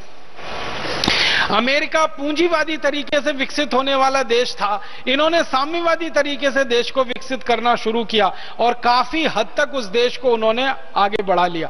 बाद में क्या हुआ, 1970 के दशक में रूस में फिर गड़बड़ी हो गई कि ये कम्युनिस्ट पार्टी की मदद से जो शासन व्यवस्था आई थी, इस शासन व्यवस्था में क्या हुआ था, नौकरशाही पूरी तरह से हावी हो गई, जिसको हम ब्यूरोक्रेसी कहते हैं भारत में, वो नौकरशाही पूरी तरह से हावी हो गई और नौकरशाही ने फिर भ्रष्टाचार की सारी हदें तोड़ दी और फिर उस नौकरशाही के खिलाफ फिर से बगावत हुई रूस में, और उस बगावत में रूस जो है ना खंड खंड टूट गया। एक जमाने में दुनिया का सबसे बड़ा भौगोलिक देश हुआ करता था, अब एक एक छोटे छोटे हिस्से में टूट गया है। रूस अलग हो गया, बायलोरसिया अलग हो गया, तजाकिस्तान अलग हो गया, किर्गिस्तान अलग हो गया, ऐसे छोटे छोटे बहुत सारे टुकड़े हो गए। ध्यान इस बात को देना है कि 1977 में जब रिवॉल्यूशन हुआ, क्रांति हुआ, तो भ्रष्टाचार बड़ा मुद्दा था, और 1970 के बाद जो काउंटर रिवॉल्यूशन शुरू हुआ रूस में, जिसकी परिणति 1996 में हुई, तो भी भ्रष्टाचार वहां सबसे बड़ा मुद्दा था। माने अगर हम देखें ज्यादातर देशों में क्रांतियां हुई हैं, तो वहां की व्यवस्थाओं में भ्रष्टाचार जब चरम पर पहुंचा है तो लोगों ने उसका प्रतिकार किया है और क्रांति वहां पे हो गई।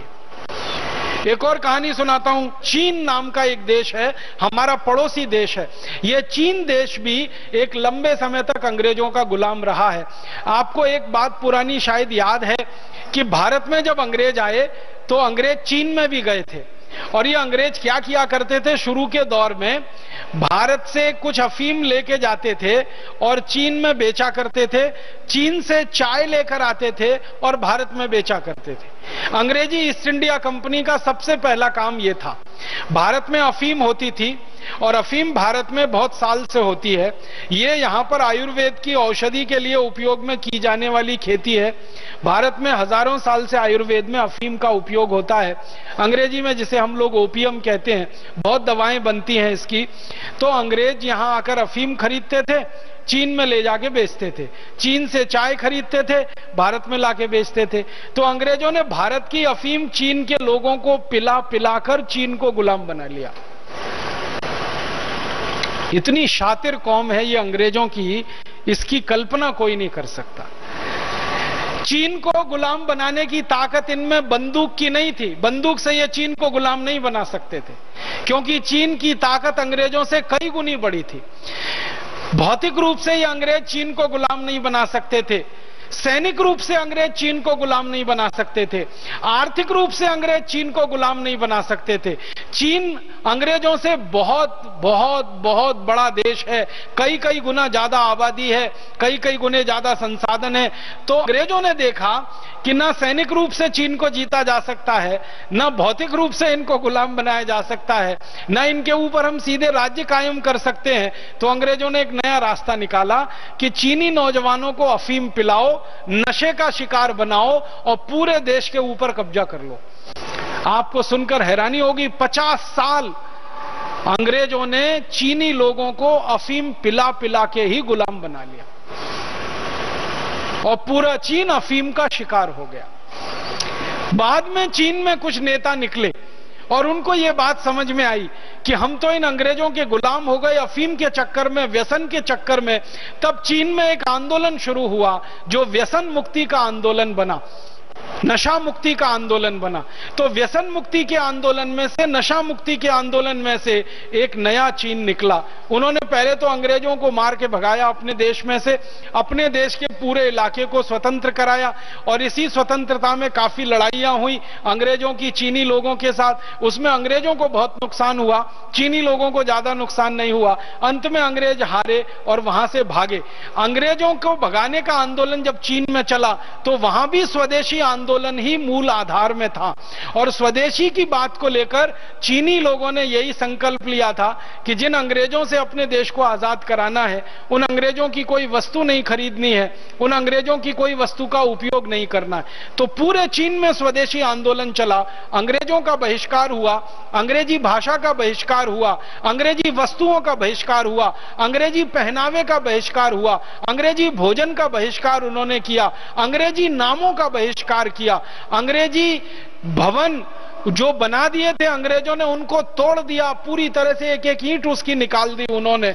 इस तरह से पूरे चीन को उन्होंने अंग्रेजों की दास्ता और गुलामी से आजाद कराया। बाद में थोड़े समय के लिए चीन में थोड़ा बिखराव आ गया था, कुछ अंग्रेज समर्थक नेताओं का चीन पर कब्जा हो गया था। फिर उन अंग्रेज समर्थक नेताओं को हटाने के लिए चीन में एक दूसरी क्रांति हुई जो माओ जेडोंग के नेतृत्व में हुई, और 1949 में वो सफल हुई, और 1 अक्टूबर 1949 1949 को चीन उस क्रांति में सफल होकर अपने आप को गणराज्य घोषित किया। तब से चीन सारी दुनिया के सामने एक स्वदेशी और स्वावलंबी देश के रूप में आगे बढ़ा है। चीन ने जो सबसे अच्छा काम अपने देश में किया, इस आंदोलन में से उन्होंने ये देख लिया कि अंग्रेजों के रास्ते पर चलकर, अंग्रेजों की व्यवस्थाओं को उपयोग करके, अंग्रेजी कानूनों को उपयोग करके अपने देश को आगे नहीं बढ़ाया जा सकता। तो उन्होंने सारे अंग्रेजी कानून और अंग्रेजी व्यवस्थाओं को हटा दिया। अंग्रेजों ने चीन में सेंट्रलाइजेशन कर दिया था उद्योगों में, चीन की सरकार ने उसका उल्टा कर दिया, डिसेंट्रलाइजेशन कर दिया उद्योगों में। उन्होंने कहा कि अंग्रेज बड़े उद्योग लगाते थे, चीन की सरकार ने कहा हम छोटे छोटे हजारों उद्योग लगाएंगे। एक बड़ी मोटर कार आप बनाते हैं एक ही कारखाने में, चीन की सरकार ने उसका उल्टा कर दिया। उस मोटर कार का एक एक पुर्जा हजारों कारखाने में बनेगा और फिर किसी एक कारखाने में जाके उसकी असेंबली होगी। उन्होंने ऐसी अंग्रेजों से बिल्कुल उल्टी नीति बनाई, उसमें से चीन निकल आया। छोटे छोटे उद्योग लगे, गांव गांव उद्योग लगे और उसमें से चीन बढ़ता चला गया। फिर चीन की सरकार ने यह तय किया कि अंग्रेजों के जमाने में चीन में टैक्स बहुत हो गया था। चीन की सरकार ने कहा कि टैक्स हम कम से कम करेंगे और जो उद्योग उत्पादन करेंगे उनको टैक्स में ज्यादा से ज्यादा छूट देंगे। तो आज चीन की नीति है कि चीन में अगर कोई औद्योगिक उत्पादन करता है तो सरकार उसको कम से कम टैक्स लगाती है और जो व्यक्ति उत्पादन करके निर्यात करता है सरकार उसको टैक्स तो लगाती ही नहीं है, उल्टा उसको मदद करती है सब्सिडी के रूप में। उसको वो एक्सपोर्ट सब्सिडी कहते हैं और अरबों डॉलर की एक्सपोर्ट सब्सिडी वो अपने उद्योगों को देते हैं।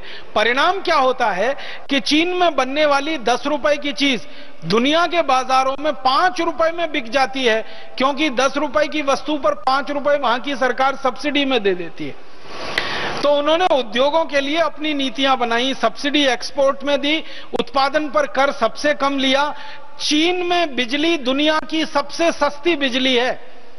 भारत में हम 1 यूनिट बिजली इस्तेमाल करते हैं तो उसका हमको बाजार में 3.5-4 रुपए देना पड़ता है, उद्योगों को तो 6-7 रुपए देना पड़ता है। चीन में यही 1 यूनिट बिजली 90 पैसे में उद्योगों को मिल जाती है। सस्ती बिजली, सस्ता पानी, सस्ती सड़कें, लोगों के ऊपर टैक्स कम से कम, व्यापार और उद्योगों को ज्यादा से ज्यादा बढ़ावा, निर्यात वाले उद्योगों को और ज्यादा बढ़ावा और खेती और किसानी करने वालों को तो सबसे ज्यादा बढ़ावा।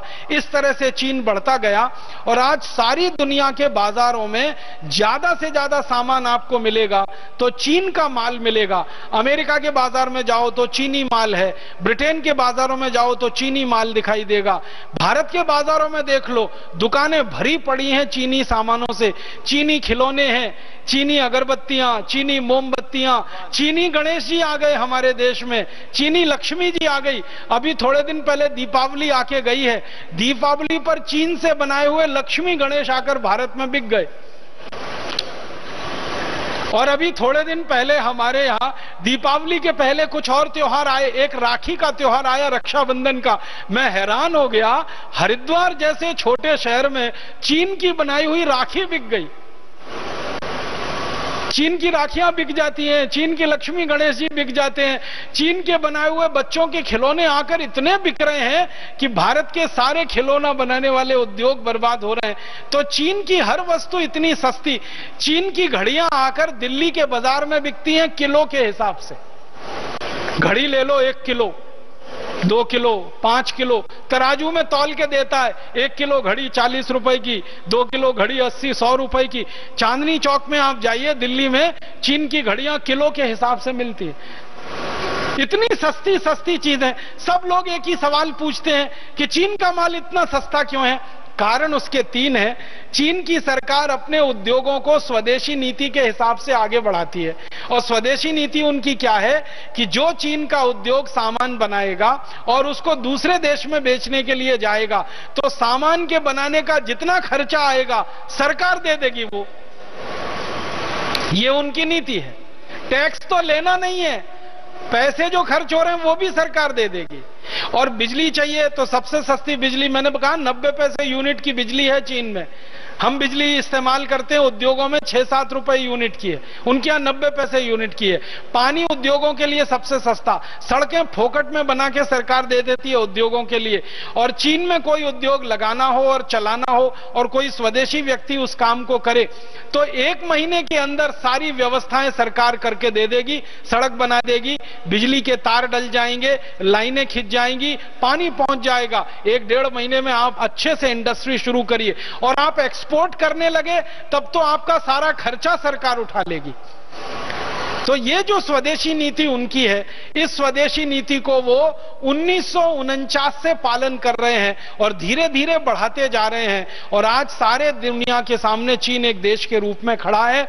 मैं आपको एक ही बात कहता हूं कि 1949 में चीन भुखमरी का शिकार था, भूखे मरने वाले लोगों का देश था और आज सारी दुनिया को भोजन करा दे इतना अनाज चीन में पैदा हो रहा है, सारी दुनिया के बाजारों को अपने सामानों से पाट दे इतना उत्पादन उनके देश में हो रहा है। तो चीन का इतिहास पढ़ें या जापान का, फ्रांस का इतिहास पढ़ें या अमेरिका का, इन सब देशों के इतिहासों में एक बात समान दिखाई देती है, वो ये कि जब जब इन देशों ने स्वदेशी आंदोलन चलाया और जब जब स्वदेशीपन अपनी अर्थव्यवस्था में अपनाया, इन देशों में क्रांतियां हुई और क्रांतियां सफल हुई और सफल होकर उन सभी देशों को इन क्रांतियों की मदद से दुनिया का सर्वश्रेष्ठ देश उन्होंने बना दिया। 50 साल पहले का जापान, 50 साल पहले का चीन, 150 साल पहले का फ्रांस या 200-250 साल पहले का अमेरिका, किसी को विश्वास नहीं होता कि इतनी जल्दी तरक्की करके इतना ऊपर आ जाएगा।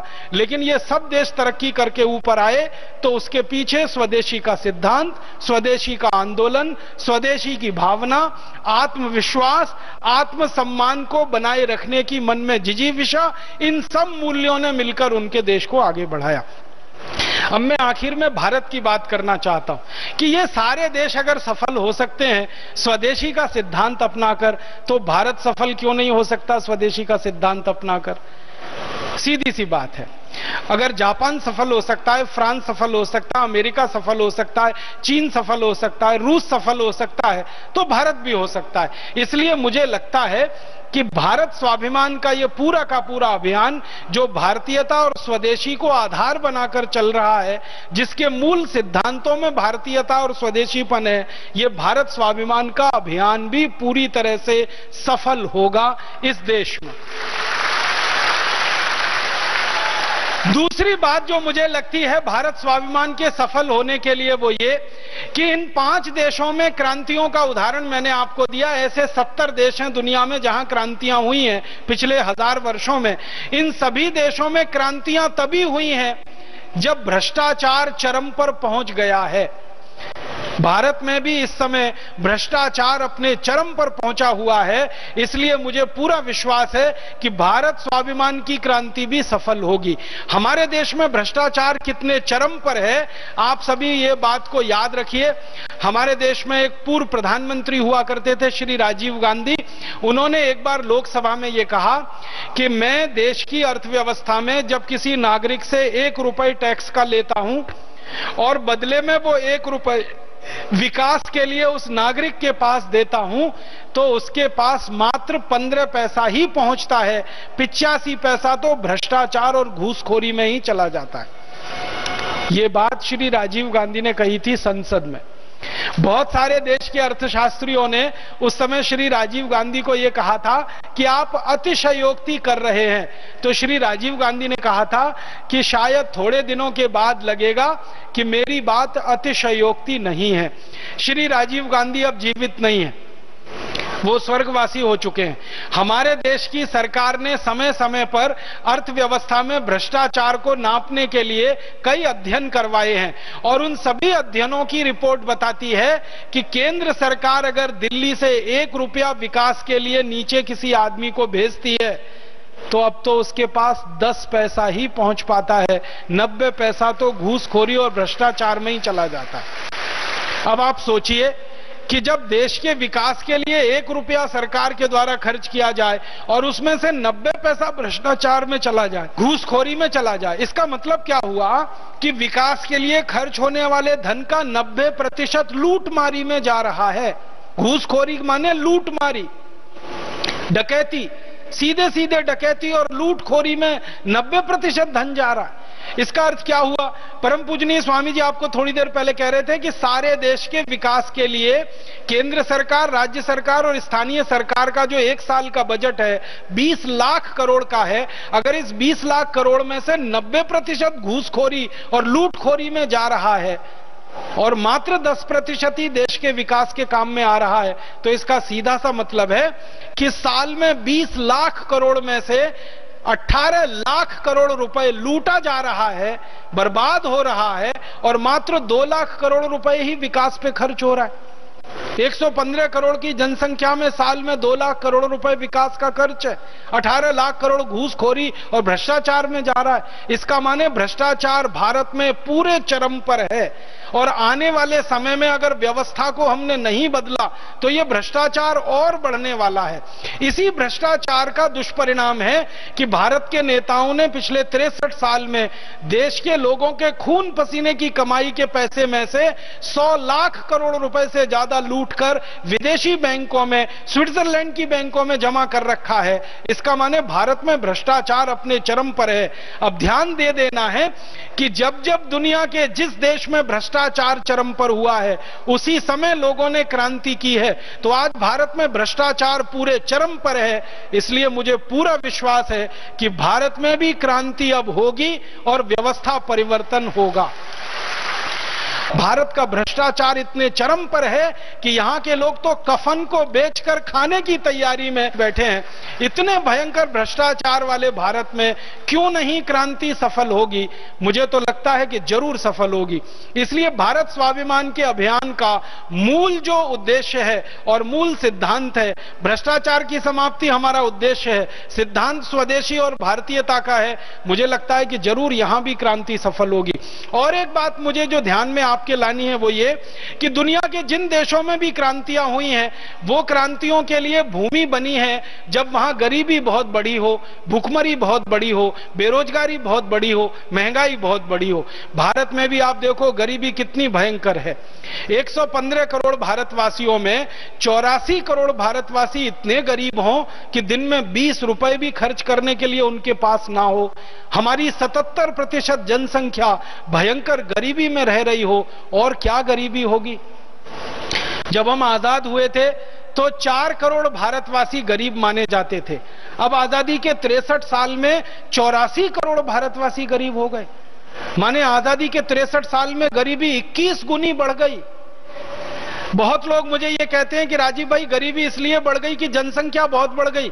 अगर जनसंख्या बढ़ने की बात देखेंगे तो आजादी मिली उस समय हम 33 करोड़ थे 1947 में, अब हम 115 करोड़ हो गए, तो जनसंख्या हमारी 3.5 गुनी बढ़ी है। तो गरीबी भी 3.5 गुनी बढ़नी चाहिए। तो 4 करोड़ की गरीबी 12 करोड़ होनी चाहिए, लेकिन गरीबी 4 करोड़ लोगों से बढ़कर 84 करोड़ तक कैसे पहुंच गई? जनसंख्या 3.5 गुनी बढ़ी, गरीबी 21 गुनी कैसे बढ़ गई? गणित के किसी सिद्धांत से हम इसे सिद्ध नहीं कर सकते। अगर जनसंख्या 3.5 गुनी बढ़ रही है तो गरीबी 3.5 गुनी बढ़नी चाहिए। जनसंख्या 3.5 गुनी बढ़ी, गरीबी 21 गुनी बढ़ गई। इसका एक ही उद्देश्य, एक ही का जवाब है, वो ये कि जनसंख्या भले 3.5 गुनी बढ़ी हो, लेकिन आजादी के 63 साल में इस देश की लूट 21 गुना बढ़ गई है। घूसखोरी, भ्रष्टाचार 21 गुना बढ़ गया है, जिसके कारण ये गरीबी इस देश में बढ़ गई है। तो गरीबी इस देश में है जो क्रांति के लिए बहुत बड़ा आधार बनाता है। बेरोजगारी इस देश में कितनी भयंकर है।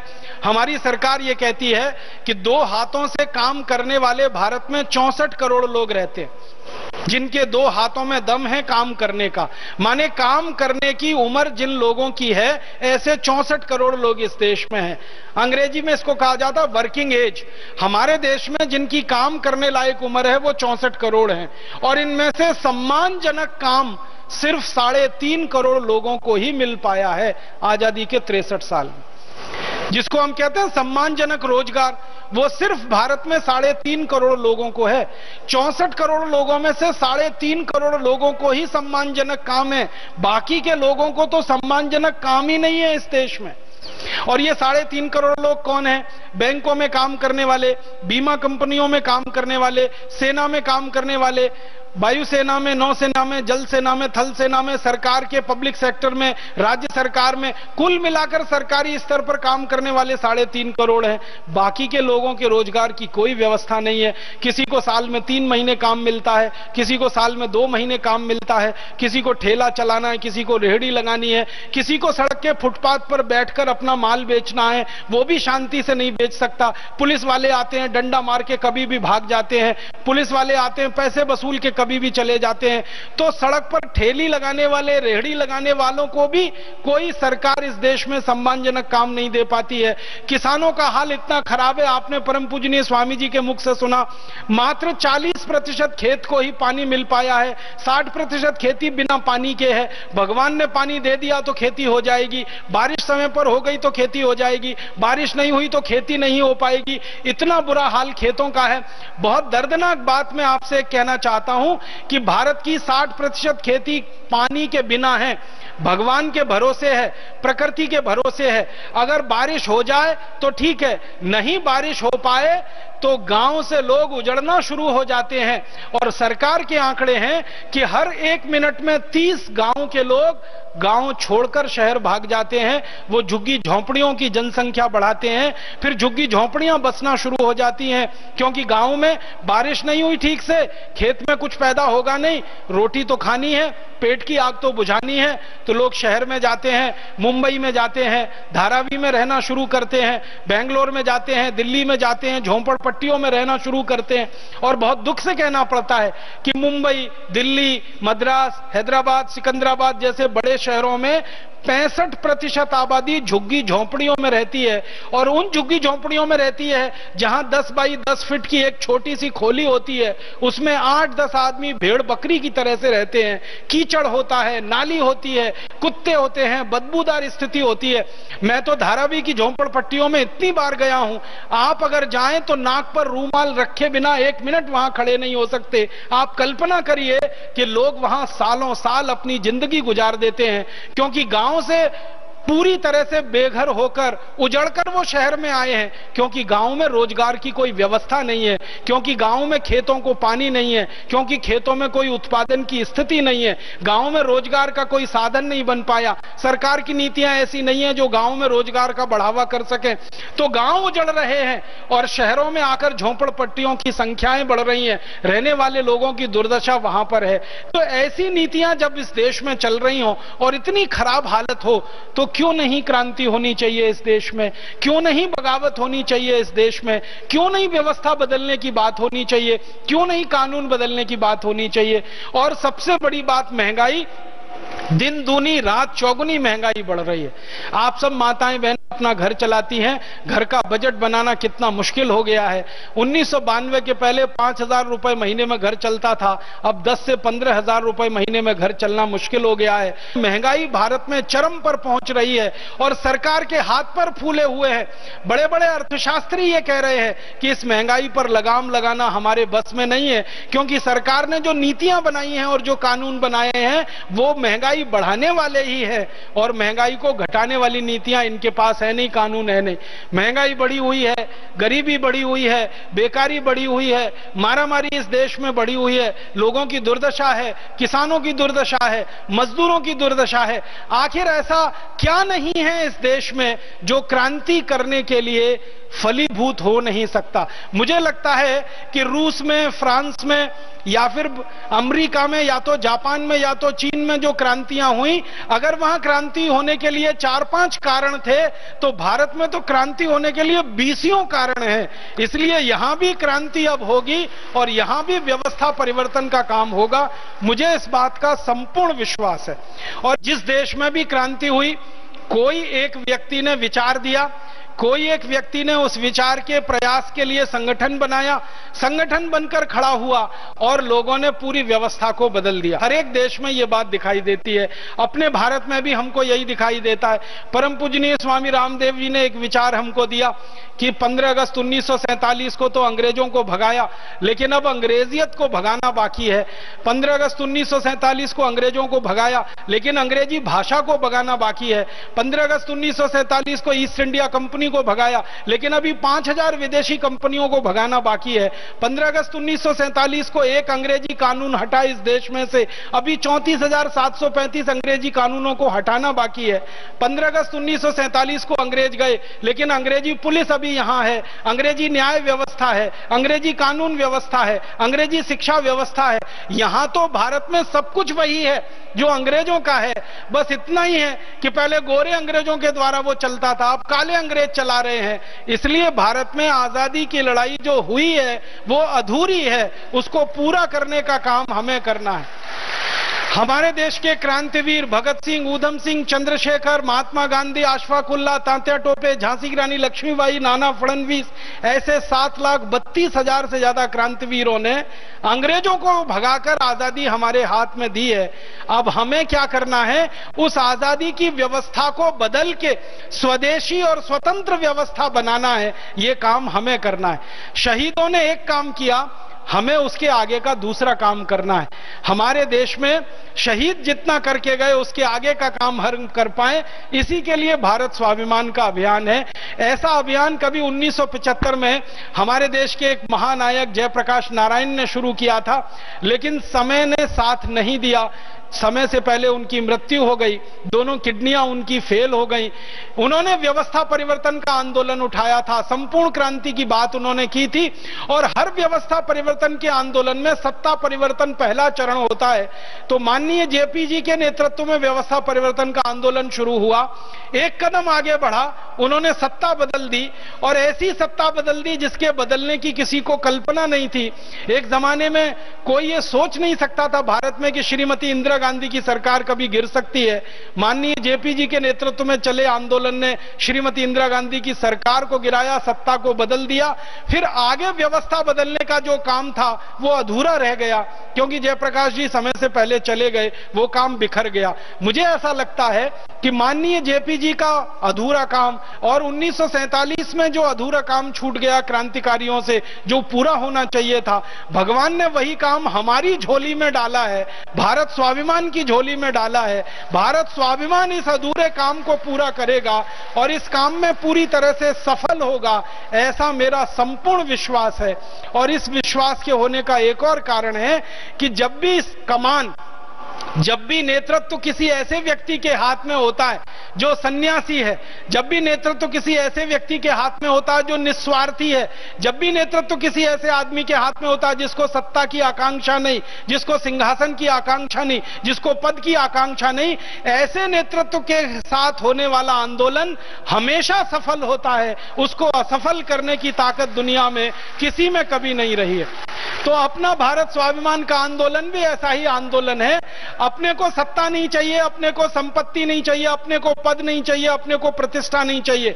अपने को सत्ता, संपत्ति, पद, प्रतिष्ठा कुछ नहीं चाहिए।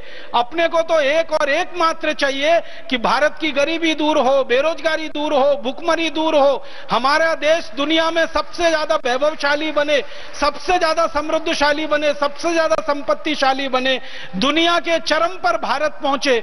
जो 18वीं शताब्दी का भारत सारी दुनिया में सिरमौर था, अर्थव्यवस्था में सबसे आगे, शिक्षा में सबसे आगे, तकनीक में सबसे आगे, विज्ञान में सबसे आगे। 18वीं शताब्दी का भारत अगर इतना ऊंचा हो सकता है तो 21वीं सदी का भारत तो और ऊंचा हो सकता है। सत्ता के, पद के, प्रतिष्ठा के लोभ और लालच के बिना सारे देश के लाखों लाखों क्रांतिवीर जो भारत स्वाभिमान में जुड़े हैं, सेनानी बने हैं, ये जब लग जाएंगे, अपने संकल्प को, अपनी जिजीविषा को चरम पर लेके जाएंगे, मन में आत्मविश्वास लेकर आगे बढ़ेंगे कि हम इसको कर देंगे और सफल हो ही जाएंगे। ऐसे आत्मविश्वास और ऐसे संकल्प शक्ति से अगर हम बढ़ेंगे तो भगवान भी हमारी ही मदद करेगा और भगवान हमको जरूर आशीर्वाद देगा। ऐसी शुभकामनाओं के साथ आप सभी का बहुत आभार, बहुत धन्यवाद। यह आंदोलन जिसमें हमें भ्रष्टाचार को मिटाना है, भ्रष्टाचार करके अपने ही वतन के, जैसे भाई राजीव जी ने कहा, कुछ भ्रष्ट और बेईमान लोगों ने 100 लाख करोड़ रुपए से ज्यादा अपने देश का, स्वदेश का धन विदेशी बैंकों में जमा कराया हुआ है और विदेशी लोगों के हाथों में अपने देश का सारा बाजार और व्यापार सौंप करके करीब 100 लाख करोड़ रुपए से ज्यादा लुटवाया है। अब भ्रष्टाचार के ऊपर अंकुश तो लगाएंगे ही। ये भ्रष्टाचार करके जो धन लूटा हुआ है और विदेशों में जमा कराया हुआ है उसको भी हम वापस लाएंगे। और इस देश की जो बेरोजगारी, गरीबी, भूख, अभाव, अशिक्षा, जिसके बारे में बार बार भाई राजीव जी ने बात की कि इस बार स्वाभिमान के आंदोलन से हमको क्या मिलेगा, क्या नहीं मिलेगा। बेरोजगारों को रोजगार मिलेगा या खुद का उनको स्वावलंबन मिलेगा। जो अशिक्षित हैं उनको शिक्षा मिलेगी, जो अपमानित हैं उनको सम्मान और स्वाभिमान के साथ जिंदगी जीने का हक मिलेगा। भ्रष्टाचार की जो दुर्दशा, जन्म प्रमाण पत्र से लेकर के मृत्यु प्रमाण पत्र तक, हमें कोई भी गवर्नमेंट से, सरकार से एनओसी लेनी पड़े तो हर चीज के लिए भ्रष्टाचार। इतना चारों तरफ जो हाहाकार मचा है, अब भारत स्वाभिमान का अभियान ये सफल होगा, क्रांतिवीरों के सपनों का भारत बनेगा और दोबारा से इस वैभवशाली देश का निर्माण होगा। और उस सब के लिए भगवान ने इस युग में, इस समय आपको उत्पन्न किया है। लगता है उन 7 लाख से ज्यादा क्रांतिवीरों की आत्माएं आपके रूप में प्रकट हुई हैं और आप नेतृत्व करेंगे, आप अग्रणी बनेंगे, पूरा देश हमारे साथ खड़ा होगा। जो सबसे बड़ी बात यहां से कही जा रही है और जिसमें हम जीते हैं वो यह कि किसी में भी कोई प्रलोभन नहीं है सत्ता संपत्ति का। तो आइए इस मिशन में अपनी जिंदगी, अपनी जवानी, अपना वैभव, अपना सब कुछ जब हम इसमें अर्पित करेंगे तो निश्चित रूप से यह हमारा अभियान सफल होगा।